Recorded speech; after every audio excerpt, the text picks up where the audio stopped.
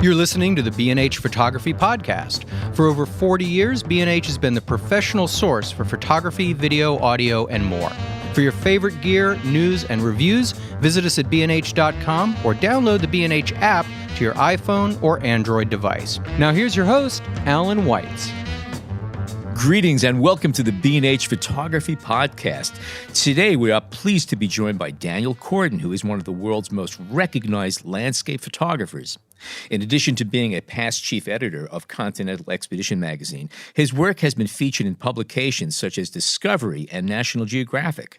Some of his key clients include Apple, Gazprom Neft, S7 Airlines, and Red Bull. He's also an official Nikon ambassador, and you most likely have seen his photographs as screensavers on Apple laptops. Before we begin our conversation with Daniel, just a little reminder, go to iTunes, subscribe to us, leave us a review, because we really do want to hear what you have to say about our show. Your comments are important, and they do make a difference. Before we begin our conversation with Daniel, let's give you Al's Gearhead Pick of the Week. Something that struck me this week is a Nisi black hole, okay? This is a 4 by 5.65 inch, 20-stop, 100 millimeter neutral density glass filter. So if you have to make water blur forever, or if you want It's good. Okay, let's keep that I one. want water to blow forever. If you don't want water to look like it's been flowing forever, just pure cream, or if you want to be able to stare directly into a nuclear blast, or more realistically, when no, a 20 you cannot stare in nuclear blast. A good example of when you might want to have a 20-stop neutral density filter is, say you're shooting cityscapes, and you don't want to have cars and people to be very, very clear. Anything that is moving will just be gone, because 20 stops of neutral density is a lot of density and a lot of time. And again, anything that's moving will just disappear. So it's one way of getting people in cars off streets, even on busy days. So there you have it. On with the interview. That's a new product from them? That is a new product. And Nisi is the company? Nisi, N-I-S-I. Okay. And it's called the Black Hole. Well, that might be good for this conversation coming up too, because, there's a need, or at least in Daniel's work, he does a lot of creamy water flows. And yep. And I'm sure he's going to be that. mentioning neutral density as filters that he's been using. So we'll have to mention this stuff. How much is that running for? It'll set you back a cool $199.99. Tain't cheap, but it does something very special. And is that a round? Is that a square? No, filter? it's a square. It is a 4 by 5.65. It's a 100 millimeter filter. Mm-hmm. Cool. There you have it. Gearhead Al. Anyway, on with our interview with Daniel Kordan. So Daniel, welcome to the B&H Photography Podcast. It's terrific to have you as a guest today. It's wonderful. Nice to meet you. Ditto. According to your bio, you've been an outdoor person from the time you've been real young. At this point in time, what drives you more? Is it the photography driving you, or is it the opportunity to go out and explore nature and be where you want to be? Well, I believe, first of all, I'm an explorer and traveler, because it's all started from travel and from exploring. Actually started for me from our travel university club, from mountaineering club, and then continued to photography. Okay, so, yeah. Yeah, first of all, for me, it's exploring, and right now I prefer to travel to places unknown and to places needed to be explored. Well, actually, our world, it's like mapped everywhere, but in terms of photography, there are still lots of white spaces left, and I prefer to focus on these white spaces. So first of all, it's the kind of exploration thing for me. And photography, it's like a motivation instrument, like a motivation process for me to travel more, to explore more, and to meet amazing people on the way. What was the connection between studying painting when you were younger and photography? Do you credit your painting experience for photography? Did you discover photography because of your artistic background? Well, I believe what was given to a kid in his early childhood, it somehow reflects on his whole life. And I spent maybe 6 or 7 years in the painting school. Then I was studying physics. So it's kind of something in between technical stuff and something between arts. And I think photography fits this very well. Interesting. Yeah, I'd say Interesting. so. Yeah. That's a good. Yeah. Can I jump back to your previous comment? Do you have a list, at least in your head, of places that need to be photographed more, or places that you want to go next? Well, I didn't explore Asia too much so far in terms of landscape. I've been maybe only to Japan as Asian country, but still I admire Asian culture and Asian landscapes seen from pictures, and it's a good inspiration for me. And in the future, I think I'll spend lots of time in Asia. You go to some places that are pretty remote, and I imagine some of them are not terribly explored. How do you prepare for that? When you get where you're going, do you have the urge to just start shooting, or do you kind of control yourself and check things out and plan things? Well, I think the first task for photographer is to catch the impression. So first of all, of course, I'm like explorer, and the schedule means lots for me, the travel schedule, expedition schedule.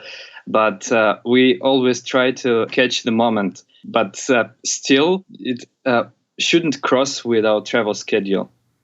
Now, also, something else, you're talking about seeing something that is spectacular. And I imagine you see a lot of things that are truly spectacular in the places that you're going to, in the environments. And a lot of your images are also, there's a lot of post-production that goes on in there. When you see these amazing things, are you already thinking about what you're going to be doing with it after the fact, post-capture, as far as processing? Well, I think it's more about impressions. So I don't see them like the final result, but it's a sort of feeling. So when you are at the scene, when you're in the landscape, you feel the composition, you feel the light. So you try to realize how the nature will change, for example. So if the skies will be clear at night, or will there be clouds in the morning, let's say for sunrise at some places. And the same for compositions, the same for travel planning. It's more about feeling the nature. So I try to feel and touch the nature. Did you ever take photographs that once you got them and you opened up the files after the fact, you said, I don't have to do any post-processing here? Or, and obviously, it's going to be a little bit of cleaning up for all images, but do you have pictures that you say, no, I really don't have to push this one very far. I don't have to play. I don't have to push it creatively.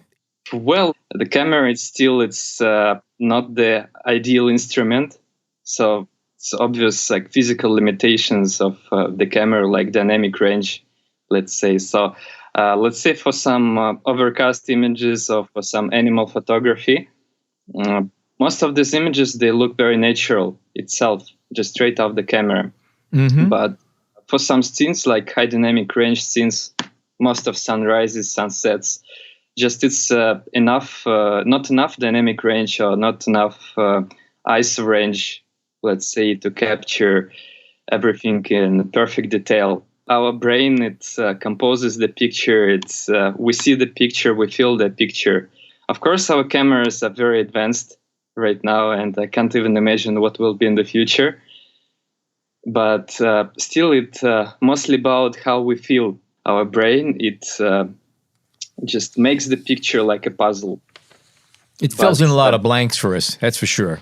Yeah. But straight from camera, sometimes just you can just in one shot. In most cases, you just get overexposed picture or underexposed picture. So of course, you need to make it the way just how you felt the scene. So that's the reason of post-processing. What do you enjoy doing more? Is it the capturing of the image itself, or is what you can do with it after the fact? Well, I think the most exciting part for me is to be at the moment, so to live the moment. But I don't really like the part after, so the part of post-processing. Well, still it's a part of the workflow, of course, but it's not so exciting for me. Of course, I love to work with color. I like to work with post-processing, but still it's absolutely non-comparable for what I feel taking picture. That's interesting, I think. Yeah, it is. That's kind of what we're trying to get to at the heart of this. And let me take that maybe another step further. When you're shooting, or even after you've taken the photo, do you feel an obligation to the scene that you see? Do you feel that you have it's kind of your duty to represent the scene as you saw it? Or interpret it. How far are you willing to manipulate a scene? Do you feel kind of a sense of duty to nature, to what you see?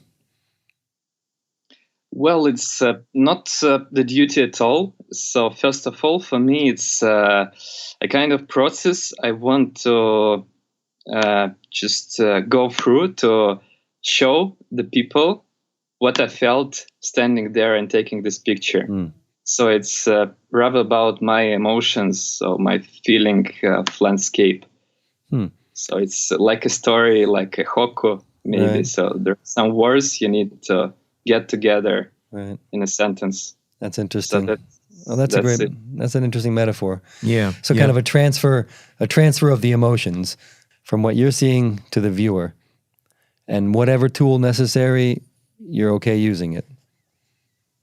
Well, I think not every tool here is useful. So we approached the main question. The main question about the border between what is allowed in photography and what's not allowed. And so here, I think it's like in sports.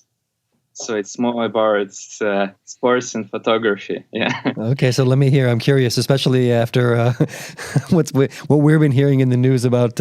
What we want to know is, are you on steroids when you're out there taking pictures? So I think it's more about some, I don't know how to explain it, but maybe some guidelines in photography, or maybe about general rules. The border, for me, when we cross the border, we come to some manipulations, like let's say we can use another sky, or we can just Photoshop Milky Way in some picture. So for me, it's not acceptable at all. Okay. Where do you draw that line between an image that's manipulated and one that's merely edited? Well, I compose images, but only limited it by HDR. And what I'm intend to say that I'm not manipulating the earth elements. So I'm not creating a composite image. The line is where you start to just combine let's say different elements of earth. So you combine some sky from another image to a particular image, or let's say you add some mountains or some objects, so something significant. So if you add some major objects to one to another, so it's a kind of manipulation, but I'm not against it. So I know lots of artists that combine the images and they create amazing stuff. It's very inspiring stuff, but it's not about nature photography. So when you see the image, you feel something different. So you feel that it's like the other reality. So it's not Earth. So it's not our planet. It's become an illustration more than anything else. Now it's a photo illustration. It's no longer just a photograph. I think so, because it's about first of all, it's about honesty of photographer.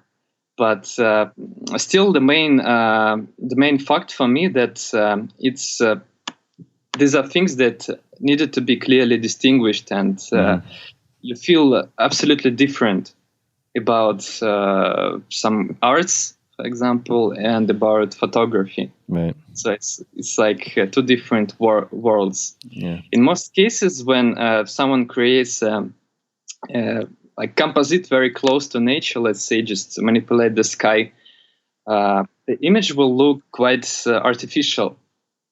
If someone is talented enough to create an image that is manipulated but doesn't look manipulated, does that fall within the boundaries of what is acceptable for you?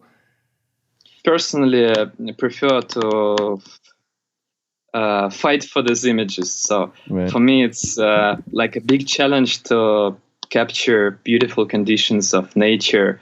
And I absolutely don't mind if someone manipulate images. Just I prefer that all photographers, like the community, it will be honest to each other. I see. Can we then kind of walk us through a little bit of your workflow? And I guess I want to start with when you're out in the field, and let's say, for example, you've come across a scene that you know you want to photograph, but the light is not right. Do you give yourself the time or another day to come back? Do you plan it to get the light that you know that you want? If I'm exploring some places like Greenland or Antarctica, of course I don't know any of these places, and sometimes I just can find some amazing location in the daytime and I cannot return there. So I'm planning to return there next trip or just next years. But for many places, like let's say Tuscany or Lofoten Islands, the places I return basically each year. Mm-hmm. So I know every location, like every stone, maybe everyone very well there at these places. And I plan some shots there. So you're absolutely right. And sometimes I'd like to see some northern lights. I'd like to see some ice in particular locations. I really plan and imagine these shots, and just every time I return, I try to just make them alive. So both scenarios are good. And some of the pleasure, do you find the pleasure in what we call in the chase? You know, in finding the image, or maybe not finding the image and knowing that you'll go back the next time and get it? Or are you someone who gets very frustrated when you can't get that photo? Well, I think in photography, the most exciting process for me is to hunt for a shot. So, and it's very, very process that requires lots of patience from photographers. So it's like Tao, the way. So I admire the way. And do you I'm sorry, do you need to be alone, or do you prefer to be alone when you're doing that? Yeah, I was going to ask you that too, if you go out by yourself, because and the reason I was going to ask is that in many of your photographs, you have a person in it, which is very effective. It gives that human aspect to it, and also a sense of scale. So that's what I was curious about too. Do you travel with a prop person? Yeah, I always carry it in my luggage.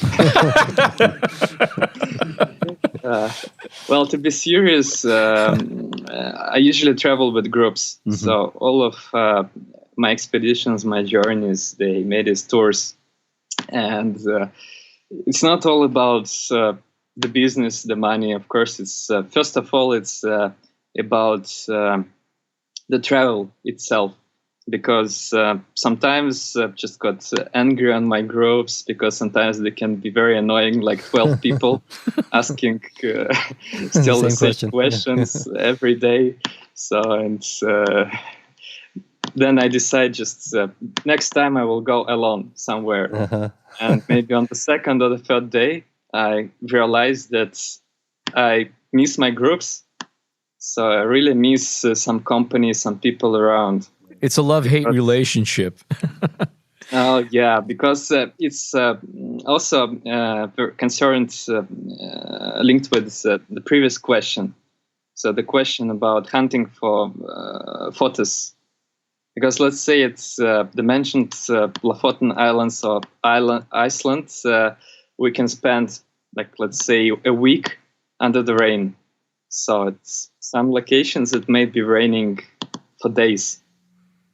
And that's when you find out how good a photographer you are. When the sun's not shining and the skies are not blue and things are going against you, that's when you find out how good you really are. That's where the challenge is. That's my take on it. Absolutely right. But when you're stuck in the farmer's house for 5 days, it's no blizzard. How did you come to going out with groups? Were you approached, or was this an idea that you had saying, I like traveling, I might as well make some money on this whole thing and take people with me? How did it all come about? Well, it's also about the previous scene with the farmer. Because when you're stuck somewhere, for example, you start feeling that you need to do something useful in the life. And for me, this useful is to teach people also. Aha. So it's double hit. So if the weather doesn't permit to go somewhere, or just it's raining heavily, let's say, we can just discuss photography. We can learn from each other, so have conversations. And it's always a great pleasure to have conversations with photography people. So that's why I admire these tours, these workshops, because usually I speak with amazing people. And not only I'm transferring some knowledge to them, but they also educate me. Oh, yeah, it's a give and take. How often do you do these trips? How many times a year? Well, sometimes I think I'm just living this. So Yeah, it looks I'm like it. living this. Yeah. But if we calculate precisely, maybe 7 to 8 months per year. Wow, So okay. the full time. I'm sorry to jump back a bit, but we interrupted you before you kind of got to some of your post-process software. Yes, Can you yes. Yeah. can you talk a bit about that? Yeah, And sure. Just the workflow in general. Mm-hmm. So, of course, the workflow starts at Fields when where I take pictures, and some pictures are made with filters, some not. Mm-hmm. So that's essential. Yes, and then it continues in processing, and formal processing. It involves some software like Photoshop, Lightroom, and some applications for panorama stitching, like Patagui. It's Panorama Tools graphical user interface for panorama stitching. It's my favorite software. So the precise If we just go workflow- back one second, what kind of filters do you use if you're using filters? Are you talking about neutral grads or anything of that sort, or color grads? What kind of filters would you be doing? So it's natural density gradiated filters. It's natural density filters themselves. So in some cases, I use these filters. To be correct, I use them mainly to control the shutter speed. Aha. Uh-huh. So it's not about some dramatic feeling of the image. Sometimes, when it's simple overcast scene, you can use the filter just to increase some drama, or you can use Lightroom filter. So personally, I prefer to use Lightroom filters, like simple Lightroom gradient, instead of using the filter in the field. So it gives the same result for overcast image. But let's say if in this overcast image there is some movement, like movement of clouds or movement of waves, obviously you need to control the shutter speed to make some beautiful lines of waves or beautiful lines of sky. So for this reason, I use filters. Mm-hmm. Okay. And there is another reason. For example, if I'm with a group, so there are lots of people that are really scared of taking pictures in overcast weather. So they get used to sunrises, sunsets, and they really need to learn how to make impressive picture in the bad weather. Yeah, So- as a teacher of mine once taught, and it's a great lesson. Once you know your limitations, everything else is possible. That's what you have to go in those cases. The sun's not there. Here's what we got. Let's use it. Let's make it work. Yeah. So some people just sit in the car, and then I just come and show this image with filters, and they, oh my God, I need to take the same picture, and they run to the field under the rain to make the same picture. Can I ask? I don't want to get down this path too much, but does that really happen? I mean, people on a tour with you will just sit it out. They'll sit in the car, and then they'll see what you do, and they'll run out and try to copy that. No, just of course, for most cases, people are crazy about pictures that are coming with me. So photographers, they're like kids. Yeah. So just you show them the subject, you show them some toys to play with, and it's impossible to get them out of the field. Yeah, I would think so. Can you speak a bit about how you use Photoshop and and where you use Lightroom? Like at what point do you jump over to Photoshop, and are you seeing a change in that over the years where you'll do more work in Lightroom now than you used to? Is there anything that you can speak on that subject? Yeah, I think Lightroom developed a lot past years, and for example, for panorama photography, first of all, I try to stitch images in Lightroom, or it has also very useful HDR feature, so it allows to stitch HDR, and in most cases it works very well right now. So it helps a lot. It's quite fast and very efficient, and the result has very good quality. But still, I use Photoshop. So I use Photoshop for like some precise masking or some color correction. So it's Lightroom is about creating. It's like a painting, yeah. So you start from some rough composition, some rough colors, just spreading colors on the canvas. But then you continue to some fine details. So Photoshop for me serves to work on these fine details. We hope you're enjoying this edition of the B&H Photography Podcast. Send us a tweet at BHPhotoVideo, #BHPhotoPodcast. So you just came back from a trip to Antarctica. And can you speak a bit about preparing for that, specifically for the time for shooting in cold weather? I mean, was there something on this trip that you learned that you hadn't kind of expected, or even talk specifically about gear that you find particularly useful? Well, I think the most complicated task here for me to organize the trip itself. Because it was quite tough expedition. It wasn't only Antarctica, because we started from St. Petersburg on the yacht. Okay. And first of all, we visited all Arctic regions like Svalbard, Greenland. And then on the same yacht, our crew made the road to Antarctica. So it's a two poles expedition. Wow.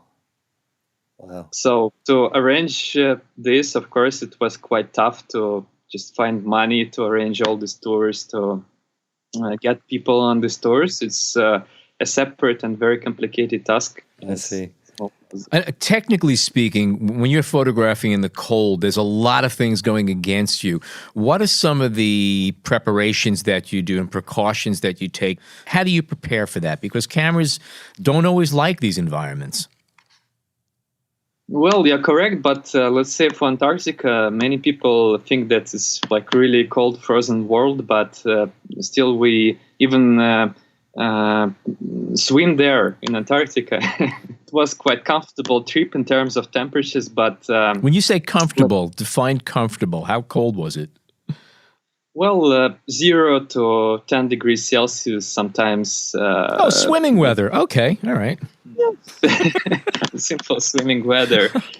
So sometimes it was snowing, but still it's these temperatures, they're good for cameras, so it's not problem, absolutely.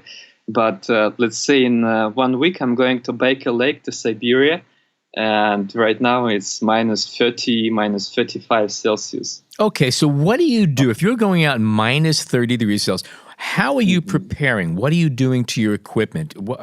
What's your prep to make sure that everything is going to work when you're out there?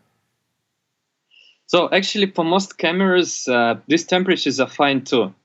The problem might be with batteries. So first of all, the batteries involved. And just the main tip here is to heat your batteries. So just take them out, place them in some pocket, or personally, I have a pocket in my glove. So I place them in the glove and heat my batteries. The other problem might be with frozen lenses. So let's say if it is a bit humid, lenses might be frozen. So here the tip is to use like heater plasters, like hand or feet heater. Right. Mm-hmm. Like hand warmer, or I don't know how you call them. The hand warmer. Yeah. So you can place them just behind the cap, and you can defrost the lens. And I imagine you have to be very careful bringing your gear between outdoors and indoors because the equipment will start to sweat and then freeze, and it could take you a half hour to get everything dried off and clean before you can go back out again. You're absolutely right. So usually I bring with me some plastic bag or some bag that, let's say, rafters use, some waterproof bag. So I place my entire camera bag there, or just store my camera bag just in the luggage rack of the car. So I do not bring it at all to compartment. Right. And do you bring, what do you bring out on a shoot like that? Do you have, how many cameras do you usually bring with you? And how many batteries? Yeah. Well, it depends. Usually I have 4 to 5 batteries, but usually the number of batteries depends on the expedition itself. So sometimes we had some wild expeditions in Russia that lasts for 3 or 4 weeks, just absolutely with no socket. So there you just, it's not about the battery, but about how many shots you allow yourself to take. Ooh, yeah. Yeah. So in most cases, I do not limit myself in taking pictures. I shoot a lot, so just thousands of pictures. But the most important thing that I select them very precisely. Mm-hmm. You shoot selectively. Is that what you say? Yeah, okay. So I select just a few. But when I'm with these limitations, like let's say 3 months in fields with no socket around, I just shoot very precisely. So I'm not taking just pictures of everything and not duplicating pictures. It's like one shot. It's true conservation is what you're talking about. And when you found that one shot that you're going to go after, can you then explain how you bracket or how you, can you just explain your process at that point? Well, actually, it depends also on the situation. So, of course, I prefer not to take just, let's say, spare brackets. Mm-hmm. So if it doesn't, the situation just doesn't need it, I prefer not to take more shots. For example, at sunset, sunrises, sometimes if time allow, I prefer to use the same stated filters and just make the picture just in one shot. Mm-hmm. It's not only about like making it in one shot. It's maybe it's not a challenge for me at all. But I understand that most of competitions, for example, lots of competitions, let's say, they do not allow HDR shots, so they do not allow merging. Mm-hmm. And here at this point, it's very useful to make everything in one shot. The other thing, again, is to just inspire people around. So again, I use filters. I show them the just impressive picture, and they start to work better. Mm-hmm. All right. What kind of backup do you do on these trips? Because you're going through a lot of time, expense, and effort to get photographs that you may not ever be able to get again.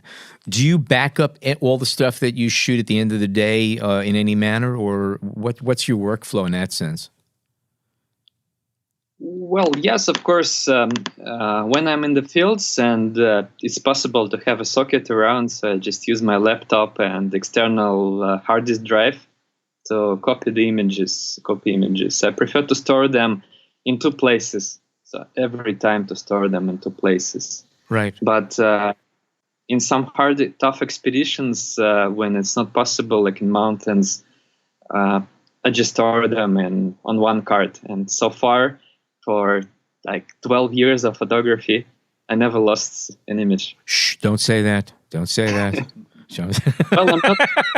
I'm not scared about losing images. Of course, it's like very precious, but so far so good. Yeah, life goes on. Yes, so far so good. And as I said before, the most important thing for me is the way. Mm-hmm. So do you have 2 cards in when you shoot, and one is backing up the other, or do you use it for overflow, or you just have the one card? No, just one card and one RAW file. Okay. All right, but I prefer to copy them just in the end of the day. Still, I prefer to copy them on external hard disk drive. Right. So I have from your website anyway a list of the gear that you use, and is it up to date? Are you still using the D800, D810 as your primary cameras? Well, right now I use 3 cameras, so it's D810, D810A, it's for astrophotography, and the third one is D500. I use D500 for video. And when will you use the D500 compared to the other two? Well, it's solo for time lapses and for filming. Okay. Because it's quite brand new camera from Nikon, and it allows to shoot in 4K. Right. So you're doing a good deal of video. Well, yes. In my past projects, I just use drones. I film a lot, but I still need to find some time to organize it in films. Right. Like films about Greenland, Antarctica, and some polar regions about this expedition. So lots of footage, but still needed to be organized. That's the hard part, right? John pointed out something interesting when you're looking at your equipment list. It's all state-of-the-art, modern Nikon stuff, of lenses specifically, and cameras. But you have the 80 to 200 f2.8 zoom lens, which hasn't been made in many, many years. Is that a typo, or is this a lens that you just fell in love with and you're never giving up? Yeah, it's mostly about love, but it's also about it's also about the toughness of this lens. Okay. Because it's a very old lens. It's doesn't involve any electronics, and usually I put in my check-in luggage. Okay. So I don't carry it on because it's quite heavy, but still it's almost with me, and I'm forced to put it in my just checked-in luggage. And I doubt that the new lens it will survive all these airport transfers and all these expeditions. Well, it might survive, but still. Well, I'll tell you, we have the latest version here in our office, and if you invite me along, I'll take it along, and we could see how it holds up, just out of curiosity. Okay, just make sure that this expedition will be somewhere in the middle of Russia. Okay, that works for me. My passport's valid. I'll go. Okay. So what lens do you always have on your camera? Let's say when you're, or do you carry a camera when you're walking around or going to the shop? Or not? Well, I'm not sleeping with my lens. No. All right. The lenses always depends on the task, of course. So if it's landscape, of course it's wide angle. It's 14-24. If it's more about some travel photography or mid-range, I prefer 24-70. You have a 14-2.8 and a 14-24-2.8, which are both amazingly wonderful lenses. I've used them both. Why would you carry? I imagine weight and bulk is a big issue when you're traveling. Why would you carry both the 14-2.8 and the 14-24-2.8, which are both large, heavy lenses and take up a lot of space? Why not just settle for, say, the 14-24 or just the 14? Well, actually, in most cases, I bring both lenses because on the second I shoot time lapse. So I set up time lapse for the second.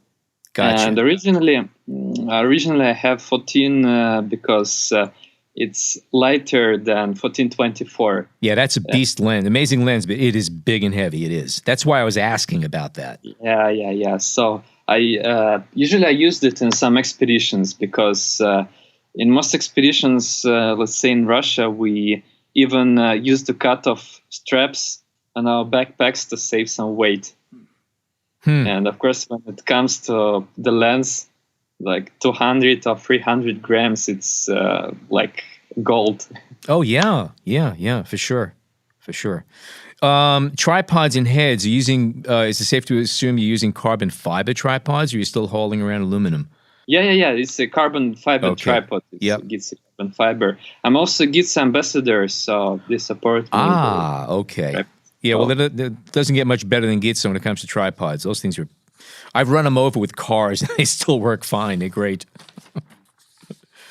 So do you experiment with lenses? Do you every now and again break out an ultra telephoto, or do you put on an adapter and try an oddball lens, or you just stick with the Nikon workhorse lenses? Well, as a Nikon ambassador, sometimes I take lenses because the office asks me to drive some lenses, to test some lenses. But personally, if I take a huge lens for like animal photography, it's 400, 2.8 with converter. But sometimes they give me 500, 600 just for tests. Okay, well, that's and it must fun. be fun to walk around in snow drifts with a 500 millimeter lens. I imagine that's pretty exciting. So when you shoot landscape as compared to when you're shooting wildlife photography, do you can you do the same? Can you do that at the same time, or do you have to kind of change your mindset? Not to mention your gear, but can you do them both on the same outing? Well, I believe you need to concentrate on a task.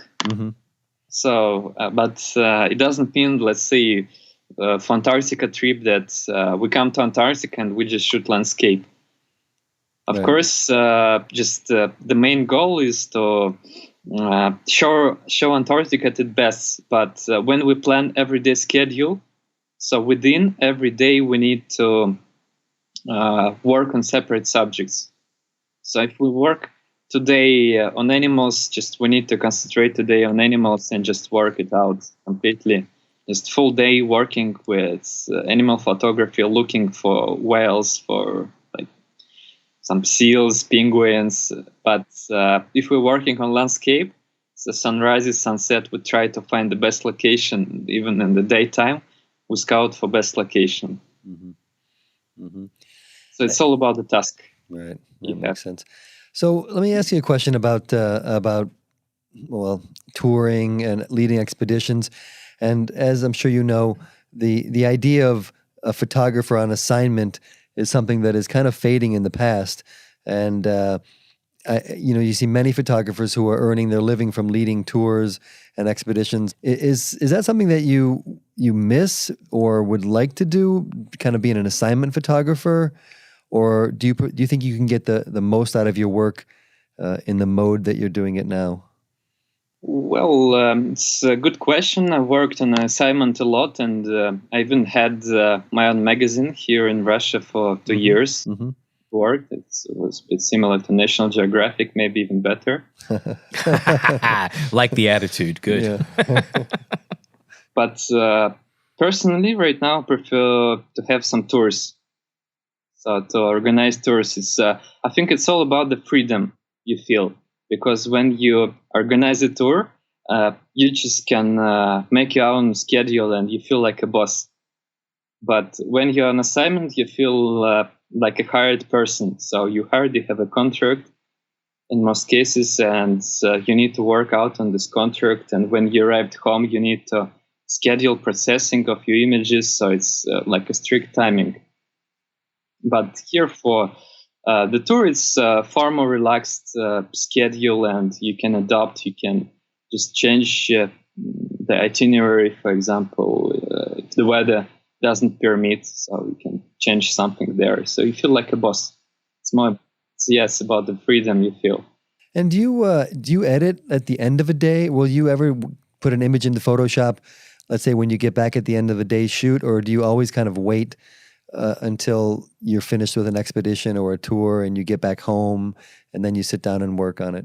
Well, usually I try to process the picture as soon as possible. So while the picture is hot. Right. Some people, they say that pictures are like good wine, so they need to shell, but it doesn't work for me. Okay. Because I have the next expedition, the expedition after this expedition, so the picture will go some deep into archives. Yeah. Personally, I prefer to recall what I felt in the scene. So as we talked about this already, it's more about the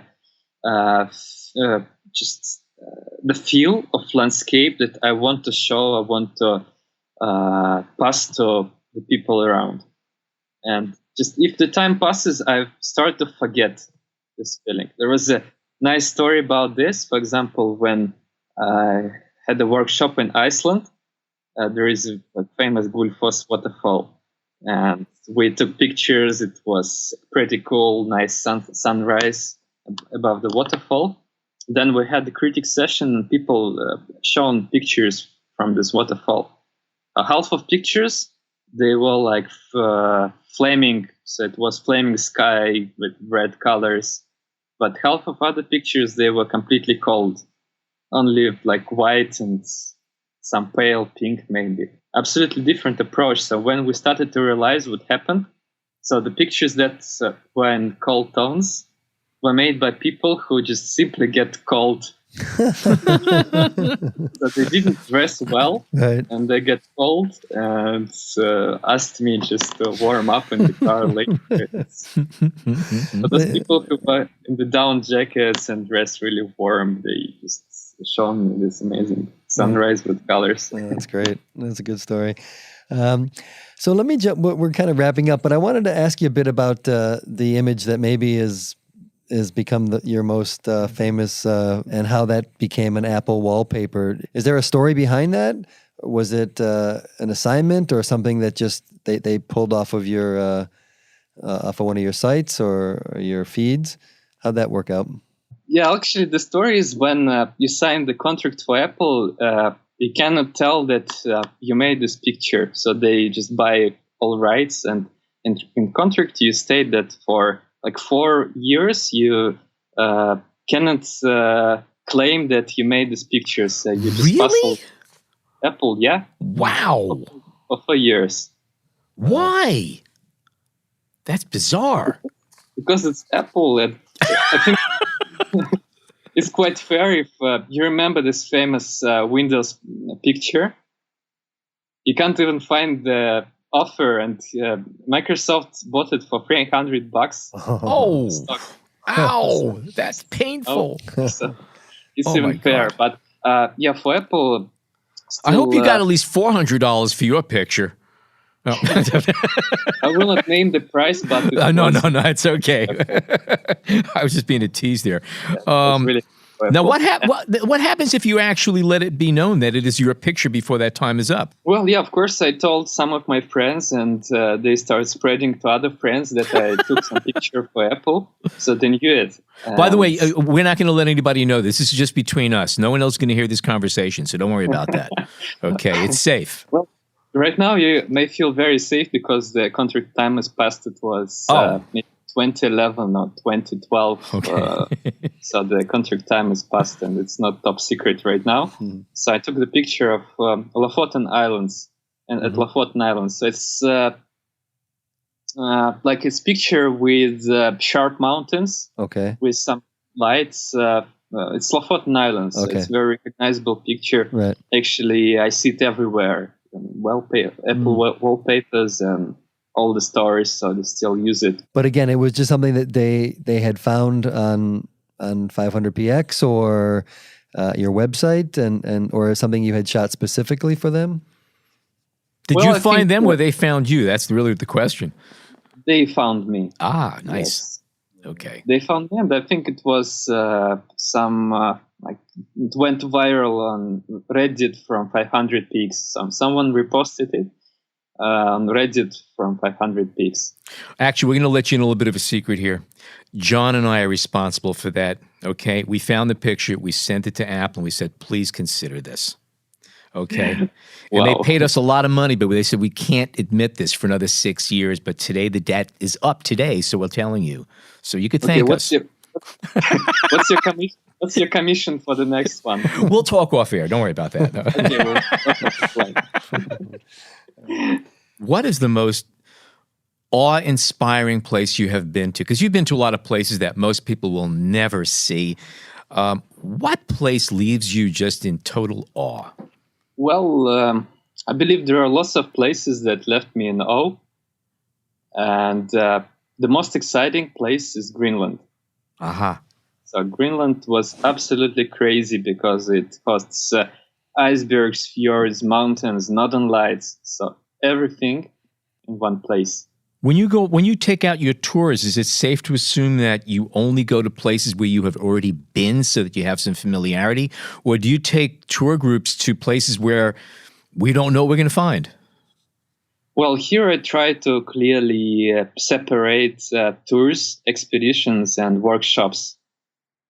So I created this like a simple definitions here. For example, in workshops, travel in places I know very well. Let's say it's like Tuscany, it's Lofoten Islands mentioned, and I know everything there. So, and I concentrate on teaching people these places. So I feel more like a teacher. Yeah. But then I have tours. So in tours, sometimes I travel to the same places I've been, but the schedule is more flexible.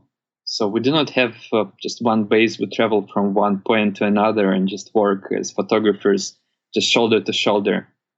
And then we have expeditions. So in expedition, we just explore new places. So just clearly state people what they just expect, what they need to expect from the trip. Mm-hmm. I don't know. Do you think maybe in 5 years you'll be shooting only portraits, or do you think your photography is going to take any radical changes? Well, I'd rather say that, first of all, for me, it's a part of my life. Mm-hmm. So it's not my job. And let's say in Russian language, we have a word that describes the amateur photography. Like it literally means the person who loves photography. Right. So if someone asks me, do you feel like professional? I prefer to say that I'm the person who loves photography, so who lives photography. And if I will lose these feelings, I will lose the feel that I do not enjoy photography. So it becomes more like a work for me, a job, everyday job. I prefer just to quit and to find something else. And what is that word in Russian? This word means it's любитель. Любитель. Okay. It means люблю is to love someone or something. We have a new buzzword here. Anyway, Daniel Kordan, pleasure speaking with you. Your work is wonderful, and we wish you much luck on future expeditions, and we look forward to seeing more of your amazing landscapes. Thank you so much for joining us today. Well, thank you so much for inviting me. It was lots of fun to talk with you. Glad you enjoyed it. Well, another good show in the can. Thank you so much for joining us today. Tweet us at #BHPhotoPodcast. Send us some feedback at podcast@BHPhoto. Your reviews, your comments are very important to us. They do make a difference in the show. And subscribe on iTunes. Thank you very much, John. And thank you, John, for joining us today. As always, you, John Harris and Jason Tables, our producers. And thank you to our listeners. As always, thank you so much for tuning in. Catch you next week.